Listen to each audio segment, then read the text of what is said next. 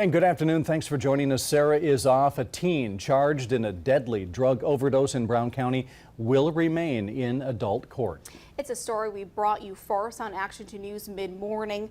Maylia Sotelo was just 15 years old when she's accused of selling drugs that led to a man's death. The investigation revealed the seizure of fentanyl was one of the 10 biggest by Brown County Narcotics Task Force last year. In a First Alert update, Emily Beyer has the details that led to the judge's decision. The now 16-year-old Maylia Sotelo is charged with the death of an 18-year-old De Pere man. He died from a drug overdose on December 3rd of last year.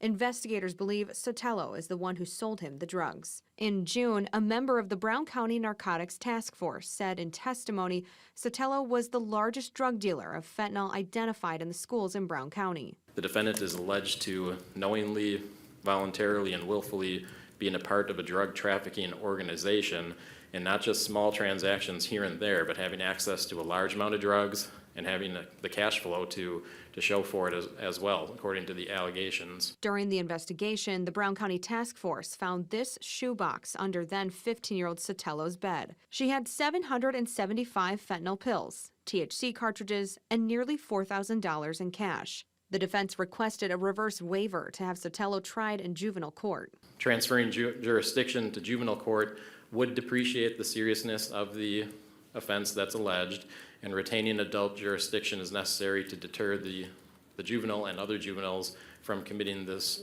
type of violation. Ultimately, the judge deciding Sotelo will stay in adult court. I am finding that the defendant has not met their burden of proof on each element. The motion is denied, and the jurisdiction will remain in adult court. Sotelo is expected back in court in September. In Green Bay, Emily Beyer, Action 2 News.